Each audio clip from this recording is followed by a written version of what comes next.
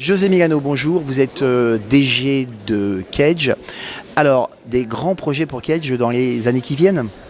Alors, bien sûr, on cherche à s'adapter au XXIe siècle. Notre métier, c'est de fabriquer de la compétence, de développer les talents, d'en faire des leaders du XXIe siècle. Ça veut dire avoir des pédagogies qui soient tout à fait augmentées, qui soient conformes à ce qu'on est aujourd'hui capable de faire grâce aux nouvelles technologies. C'est évidemment d'avoir des sites exceptionnels avec des infrastructures non seulement physiques, mais aussi de services et des infrastructures digitales performantes. C'est aussi être beaucoup plus présent à l'international. Alors, je suis étudiant en AST, enfin je vais faire une AST, je suis un terminal qui veut faire une grande école de commerce management, voire je suis un prépa en dernière année. Pourquoi est-ce que je choisirais Kedge plutôt qu'une autre?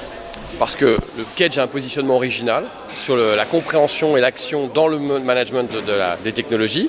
C'est Transformative Innovation for Humanity, donc c'est Tech for Good, c'est la technologie au service de l'humain et de la société. Donc c'est un positionnement qui est fascinant pour les jeunes, c'est une qualité de recherche et d'enseignants, et c'est toute une série d'expériences qui va permettre à ces étudiants, au bout de 3 ou 4 ans, d'être vraiment différents et d'être à la fois épanouis personnellement et d'avoir un passeport de compétences exceptionnel sur le marché.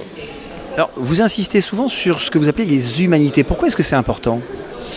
C'est important parce que la société se complexifie et que sans une lecture de sciences sociales, que ce soit de la philosophie, de la sociologie, mais sans être capable de créativité, d'innovation, on ne peut pas agir dans le monde d'aujourd'hui. Donc c'est à la fois un monde où il y a beaucoup plus de technologie, de potentialité de la technologie, mais aussi beaucoup plus de nécessité de comprendre l'éthique et la finalité de ces technologies pour pouvoir agir dessus. Donc éthique, humanité, mais évidemment beaucoup de technologie aussi. Alors évidemment, beaucoup de technologies, mais on n'est pas une école d'ingénieurs. Donc ce qu'on veut, c'est hybrider les compétences, c'est-à-dire faire travailler des ingénieurs, des scientifiques avec nos étudiants pour monter des projets, des hackathons, mais aussi monter des entreprises, de façon à leur donner le maximum d'expérience et évidemment la possibilité de réussir dans leur vie professionnelle.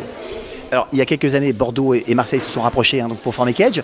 Vous allez rester tout seul, peut-être des fusions, des rapprochements. C'est quoi l'avenir de Kedge ? L'avenir de Kedge, c'est de réussir le projet que j'évoque.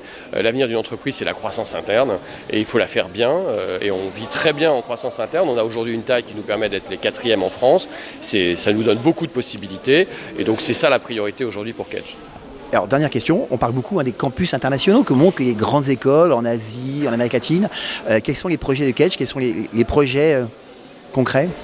Concrètement, on a aujourd'hui la première implantation en Chine, qui est un grand pays de la globalisation du XXIe siècle. Donc on a des campus exceptionnels.